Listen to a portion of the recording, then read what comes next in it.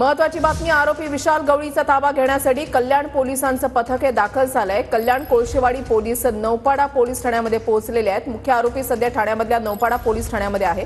आरोपी विशाल गवळी सध्या गुन्हे शाखेच्या ताब्यात आहे आणि आरोपीचा ताबा घेऊन स्थानिक पोलीस कल्याण कोर्टामध्ये आरोपीला हजर करतील।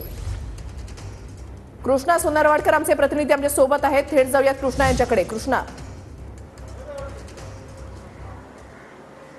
वृषाली, आपण पाहतोय की आरोपीला गुन्हे शाखेने अटक केल्यानंतर त्याला नौपाडा पोलीस ठाण्याच्या लॉकअपमध्ये ठेवण्यात आलेलं होतं। मात्र हा गुन्हा कोळशेवाडी पोलीस ठाण्यात दाखल झालेला आहे आणि तिथल्याच पोलिसांकडून या सगळ्या प्रकाराचा तपास सुरू आहे। सध्या आपण पाहतोय की कोळशेवाडी पोलिसांचं पथक या ठिकाणी पोहोचलेलं आहे। लॉकअपच्या बाहेर सगळे अधिकारी उभे आहेत आणि थोड्याच वेळामध्ये मुख्य आरोपी विशाल गवळी याला घेऊन कोळशेवाडी पोलिसांचं पथक जे आहे ते पहिल्यांदा पोलीस ठाण्यात जाईल आणि त्यानंतर आरोपीला कल्याण कोर्टामध्ये हजर केले जाईल। मात्र बरेचसे अधिकारी आपण पाहतोय की जवळपास 4 ते 5 अधिकारी, त्याचबरोबर त्यांच्यासोबत अनेक अंमलदार सुद्धा आहेत आणि आरोपी विशाल गवळीला चोख बंदोबस्तामध्ये थोड्याच वेळामध्ये नौपाडा पोलीस ठाण्याच्या लॉकअपमधून बाहेर काढलं जाईल आणि त्यानंतर त्याला इथून घेऊन कोळशेवाडीकडे हे पथक रवाना होईल। सध्या आपण पाहतोय की अगदी लॉकअपच्या बाहेर हे सगळे अधिकारी जे आहेत ते थांबलेले आहेत।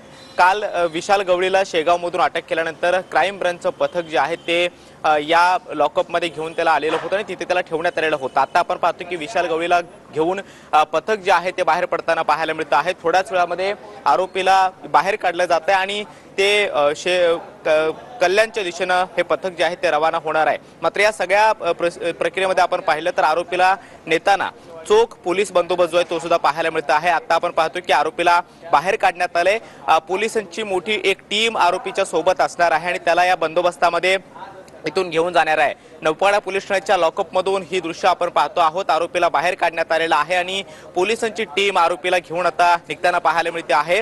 आरोपी हा शेगावमध्ये लपून बसलेला होता, मात्र पोलिसांच्या पथकाने त्याला अटक केलेली आहे। गुन्हे शाखेने ही सगळी कारवाई जी आहे ती शेगावमध्ये जाऊन केली। मात्र या सगळ्या प्रक्रियेमध्ये आरोपीला बाहेर आता काढलं जात आहे आणि थोड्याच वेळामध्ये त्याला कल्याणच्या कोर्टामध्ये दाखल सुद्धा केलं जाणार आहे, हजर केलं जाणार आहे। तिथे कशा पद्धतीने आरोपीचा रिमांड घेतला जातो हे पाहणं महत्त्वाचं असणार आहे। मात्र आतापर्यंत आपण पाहतो की कोळशेवाडी पोलिसांकडून या सगळ्या प्रकरणाचा तपास हा केला जात होता। अनेक महत्त्वाचे धागेदोरे तपासादरम्यान मिळालेले होते आणि आरोपीची पत्नी सुद्धा या सगळ्या गुन्ह्यामध्ये त्याच्यासोबत होती, तिने त्याला पूर्ण मदत केलेली होती। हे सुद्धा तपासामध्ये निष्पन्न झाल्यानंतर त्याच्या पत्नीला पहिल्यांदा अटक करण्यात आली। मात्र आरोपीच्या पत्नीनं तिच्या माहेरी आरोपीला पाठवलेलं होतं, त्याला सुद्धा शेगावमधून अटक केल्याचं पाहायला मिळतं आहे। ही सगळी दृश्य आपण पाहतोय की कोळशेवाडी पोलिसांचं पथक हे आरोपीला घेऊन निघालेलं आहे। थोड्याच वेळामध्ये ते कल्याणमध्ये पोहोचेल आणि त्यानंतर आरोपीला कोर्टामध्ये हजर केलं जाईल। मात्र आता आपण पाहतोय की कोळशेवाडी पोलिसांचा एक मोठा पोलीस बंदोबस्त या सगळ्या परिसरामध्ये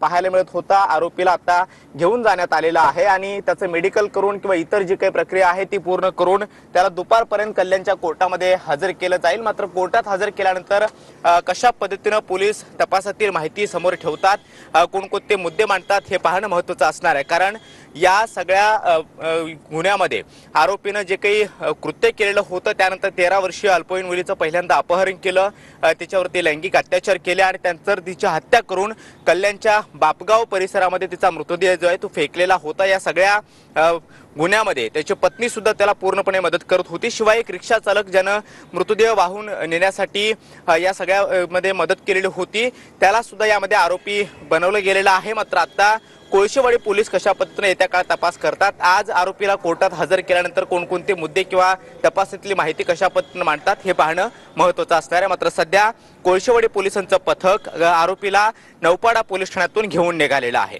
वृषाली, नक्कीच कृष्णा, तुम्ही असेच आपल्या सोबत राहा। तर आरोपीला आता कोळशेवाडी पोलिसांनी ताब्यात घेतलेला आहे, त्याला कल्याणच्या दिशेने आता नेलं जात आहे आणि त्यानंतर कल्याण पोलीस त्याला न्यायालयामध्ये हजर करतील। मात्र त्या अगोदर त्याची मेडिकल सुद्धा होऊ शकते अशी माहिती मिळते। कल्याण कोळशेवाडी पोलीस हे नौपाडा पोलीस ठाण्यामध्ये आले, तिकडून त्यांनी ताबा घेतलेला आहे आणि आता कल्याणच्या दिशेनं ही गाडी जी आहे ती आता रवाना झालेली आहे। आरोपी विशाल गवळीला कोर्टामध्ये आज दुपारी हजर केलं जाणार आहे। कोळशेवाडी पोलीस आरोपीला घेऊन निघालेले आहेत। याच व्हॅनमध्ये आरोपी विशाल गवळी आहे, त्याची पत्नी आणि एका रिक्षा चालकाला अटक करण्यात आलेली आहे आणि त्यांना पोलीस कोठडी सुद्धा सुनावण्यात आलेली आहे।